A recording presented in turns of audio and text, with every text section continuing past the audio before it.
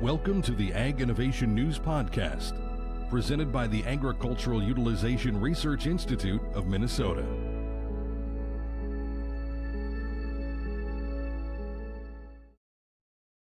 Welcome to the Ag Innovation News Podcasts.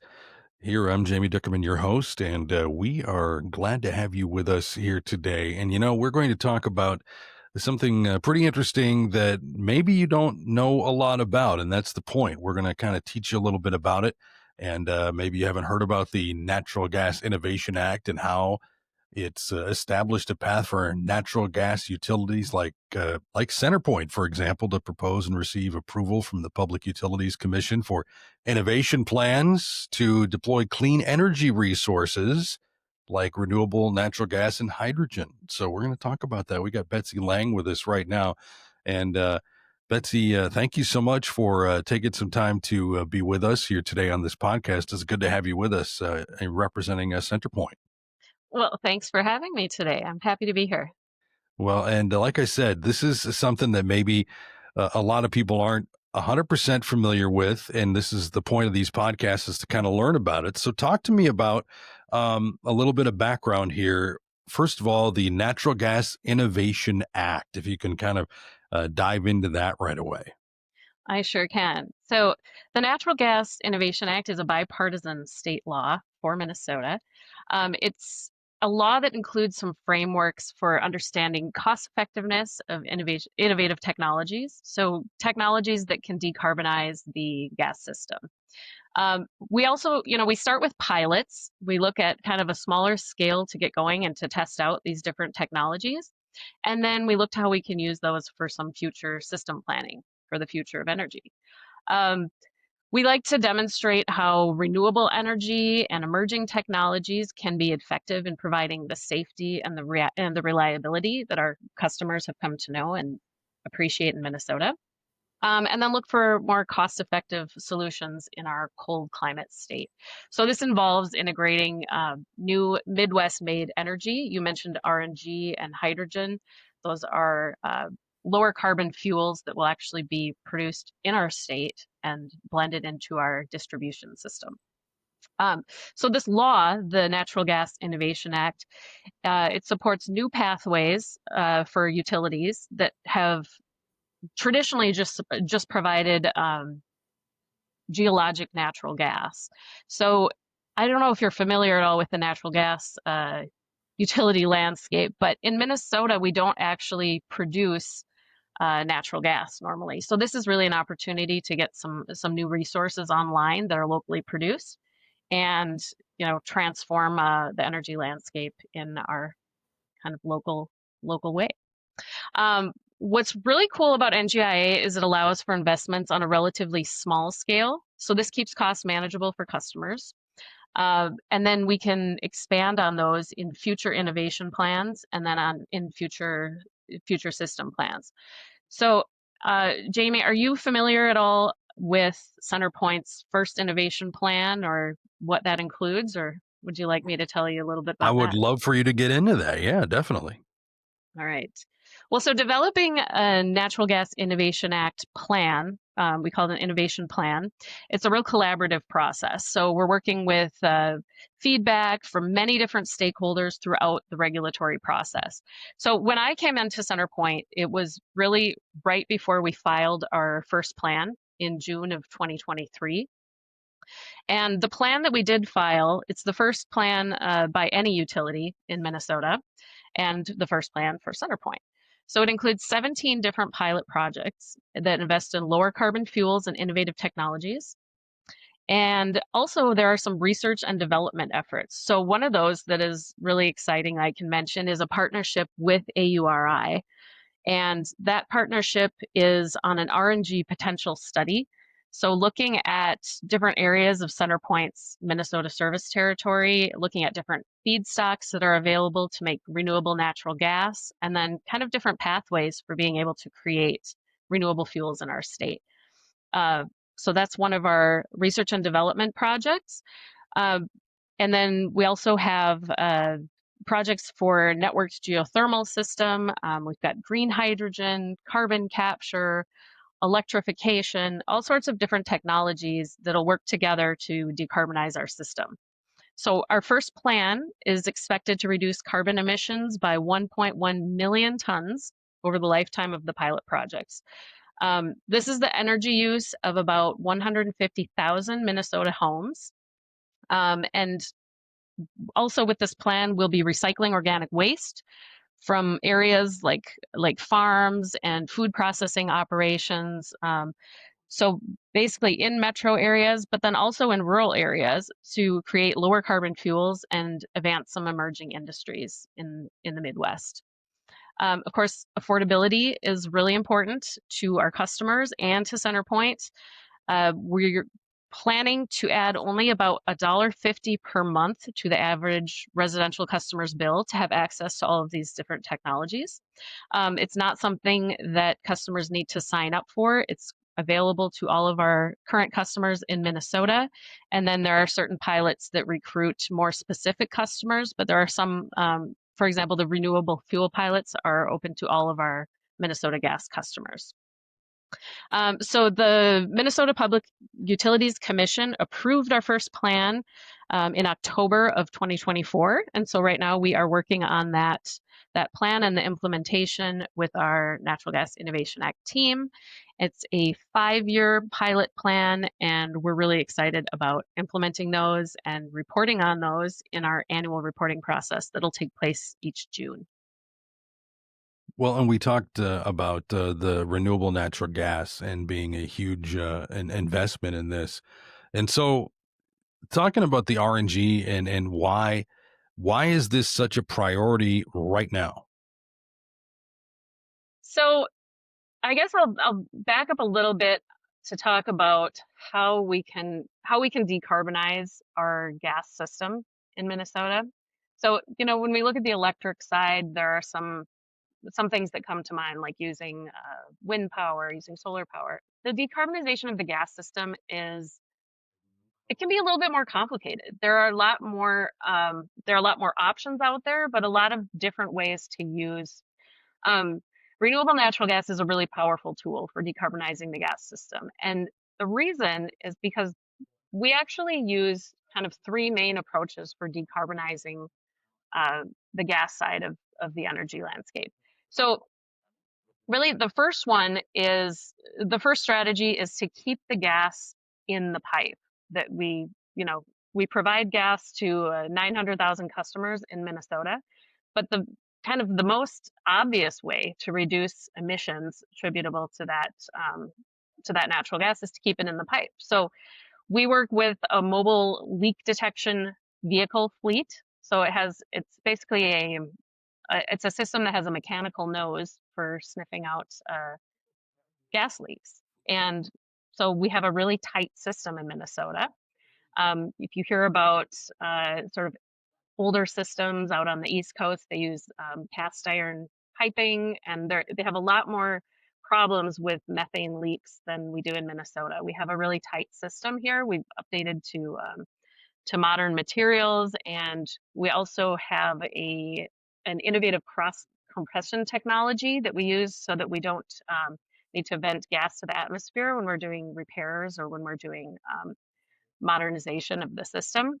Actually, there was a unit for this cross compression technology that was developed in house by one of our maintenance employees, and that we're able to deploy on site to keep gas in the pipe when we're doing the work.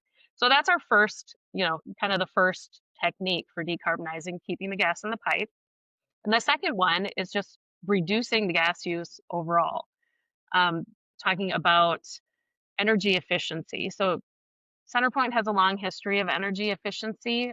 We go back 30 years of energy efficiency programs. So things like using efficient equipment, insulating homes, weatherizing, things that will make you use less gas just in general. But really what renewable natural gas really helps us with is the third technique for decarbonizing the gas system. Can you guess what that technique could possibly be? What is it? Tell me. So, Jamie, the third technique, and one that's really of most interest to me these days, what I've been working on, is lowering the carbon intensity of the fuel that we do deliver. So this is where renewable natural gas comes in. A customer does not need to change anything about what they do to get renewable natural gas on their system. We use the same distribution system. The renewable natural gas is actually interchangeable with conventional natural gas. And so there's no change needed to the equipment, to the infrastructure, but we can receive renewable products made from Minnesota agricultural sector. So there are there are processes that take place in nature, the organic decomposition of different materials. And being an ag state, a lot of those materials can come from food processing, from animal agriculture, from crop agriculture. And so we can take advantage of the waste that comes from those different types of projects and industries, harness that waste and turn it into a useful product, and then provide it to our customers without having to change anything for to be able to receive it. So really, we're taking a problem of waste, of pollution, we're mitigating that while providing that reliability and local fuel source with renewable natural gas. So, I mean, a wonderful thing, and I guess the question that people might ask then as a result of that is it's a great thing, but will this increase costs of energy? Well, that is a great question because it's the top of everyone's mind. Yeah. Um, you know, currently RNG does, I'm going back to RNG, our renewable natural gas does cost more than conventional natural gas. But we're starting on a small scale. And as I mentioned, it's a really powerful tool. So you don't have to replace all of the natural gas with renewable natural gas to have an impact. So a small volume can have a really large impact on the carbon intensity of the gas system. And then also just looking at how we invest, we start small and then we see how we can scale these technologies by running these pilot projects. So we'll start by purchasing renewable natural gas, blending it onto our system, and then we'll look for different strategies for eventually getting uh, that price lowered. But it's also helpful to look at renewable natural gas as a dual tool. So it's really, we're avoiding pollution that would have occurred elsewhere or even on the same site while we're providing that energy to customers. So one example of, I think that comes to a lot of people's minds when they think about renewable natural gas is dairy manure, um, renewable natural gas, dairy manure RNG. So when you have, uh, you know, a dairy operation, you're going to make a lot of manure, right? And so when that natural process comes into play, it's um, breaking down naturally and releasing methane into the atmosphere. So the kind of the conventional way to deal with this is to put all the manure into a lagoon, like a large pit, and then what happens is that process takes place as it does in nature, but the methane escapes into the atmosphere. So the methane is really a powerful energy source. So it's something that we want to be able to use. We don't want it to just go and turn into a greenhouse gas. So what we can do is harness that process by using an anaerobic digester. So it's putting putting all this manure into a tank and then controlling that process a little bit more. So you can use heat, you can use, providing different amounts of the feedstock, so the manure at different times, and you can really optimize that process. So to make the most out of that organic material, to make the most useful gas possible, but then also to capture most of it and keep it in the system rather than having it go into the air. And so the value of that renewable natural gas made from manure is actually reflecting that dual use of both eliminating the pollution that could go into the air or even into the groundwater. And you're taking that to make a useful product also for consumers. And so there's a different value than simply the price, how you would price something like conventional natural gas. And then we also have to look at the co-benefits that are created with renewable natural gas projects. So RNG development supports many different areas, so creating local jobs, reducing waste, and then providing some opportunities for additional revenue streams for farmers, for developers, for marketers, really for a lot of the folks who are involved in the agricultural industry in Minnesota. I guess if you think of an analogy that I've been toying with one of these days about kind of our state being like a restaurant, right? And we want to serve customers. The the utility is kind of acting like the plates and like the that you can serve this product on. So the we're enabling the food to get to the customers via these plates, right? And when we introduce the concept of renewable natural gas, we're allowing these producers to connect to our system and then to be able to get their product out there for people to enjoy and experience.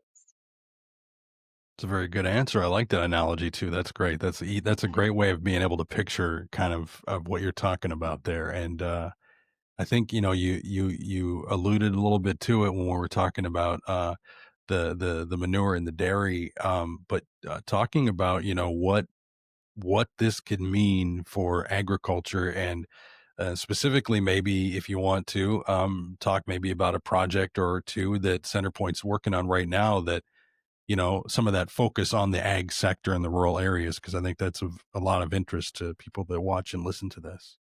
Oh, definitely. So I'll start with that study that I mentioned that AURI is helping us with right now. So that study, it's for RNG potential in Minnesota, really looking at CenterPoint service area, which does involve both urban and a lot of rural areas, and looking at potential locations, but also potential feedstocks, so waste opportunities that could be leveraged to scale up the RNG production, and then eventually either interconnect onto our system or be used on site as biogas. There are um, a lot of different angles that we can take with this RNG potential study. So, but probably the most exciting actual concrete project that we will have on the ground in the ag space is an RNG production and interconnection project. So we will be working with a a producer. They're called Vanguard Renewables, and they are located in Meeker County, which is actually very close to my first home. Um, I My first home in Minnesota was in Dassel, which is very close to the where this digester will be built. And this one's a really interesting project because it involves both food waste and dairy manure as RNG feedstocks. So it's taking both the location and the kind of the bugs, the organic assets of that dairy farm and using them to produce renewable natural gas. So that's a really exciting one and I think an example of how we can work with a rural community and provide their products to our customers directly. So they will actually be interconnected onto CenterPoint system and the RNG will be blended into the conventional gas supply. And so without needing to do any sort of sign up or any sort of research, our customers will receive a little bit of food waste from our rural partners. It's very cool, and again, great. Being able to use something like that is just. I always find it so interesting that we're able to, innovation and the minds that come up with things like that to be able to use something like that, for energy is really really cool. Mhm. You see a lot of focus on renewable energy. That's a word that we hear a lot about. Yeah. Wind and solar in Minnesota. it's big. So does the development and use of the RNG, does that conflict at all with that, or how does that work? Well, I would prefer not to use the word conflict and more so complement. RNG really complements the energy landscape. There's not just one approach to decarbonization in Minnesota. We live in a really cold state, right? Um, I mean, living here, we deal with um, extreme cold, and we're able to provide, heating and process heat to customers that rely on fuel for for this heat. And so some of these processes are not they're not really amenable to electrification. And while some are, we need a real suite of technologies to be able to address these problems. I will say, so our RNG market in Minnesota is something that'll benefit both our farms and our state's economy for reducing waste. And we're also able to advance emissions reduction and support our state regulations in decarbonizing the system. And one thing to keep in mind is that RNG production is 24/7. It's around the clock. So once you have these beneficial bugs, creating the RNG, this is a project that's running all the time. We're not waiting for the sun to shine or for the wind to blow to be producing this local energy source. So it's a complement to that renewable system that we get from the electric side. And customer choice is important to us, but sometimes the reality is that uh, processes are driven by a need for a renewable fuel or for a fuel in general. And so this is where that third approach, the lowering the carbon intensity of the fuel that we do deliver, comes in. So I know that CenterPoint is a sponsor for AURI's Renewable Energy Roundtable that's coming up. But building Minnesota's biogas future. Talk to me about this event and why that CenterPoint thought it'd be great to be a part of it. Well, we've really appreciated working with AURI on that RNG potential study and looking forward to some other great partnership opportunities in the future. I will say some of the folks from our group, including engineering and regulatory and our natural gas innovation group, visited the AURI facility. It was the Bioindustrial Innovation Center in Waseca, Minnesota. And that was a really kind of a practical look at agricultural product research and how AURI is getting involved in connecting different partners for marketing Minnesota's agriculture in different ways. So we were really interested in that visit and the work that AURI is doing. I personally attended the roundtable last year, and I met some folks from the City of St. Cloud Sustainability Group. They had so many interesting projects, a lot of commingling technologies, which is something that we're interested as well in Minnesota, is just how you can put these different technologies and resources together.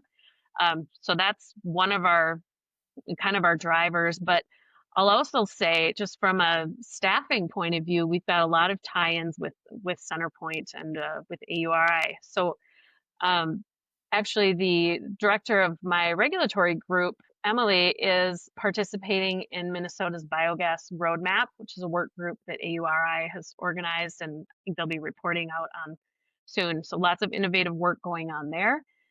And then actually our in-house RNG expert for Minnesota, Jennifer Stokes, is going to be speaking at the event.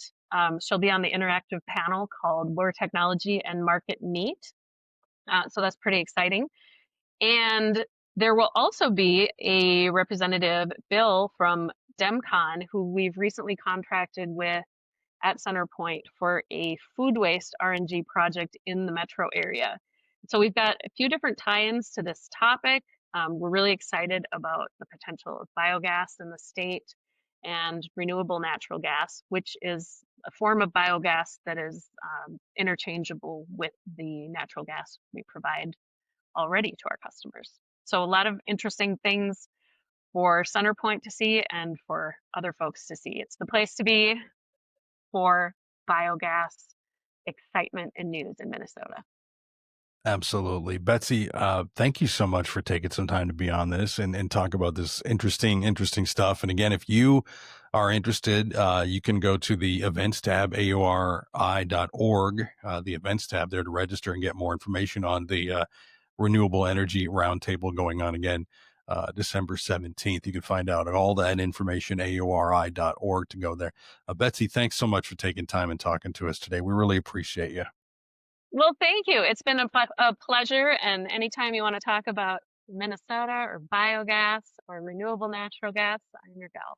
Love it. Perfect. Thank you, Betsy. Appreciate it. And that's going to do it for this edition of the Ag Innovation News Podcast. Thanks for watching. Thanks for listening.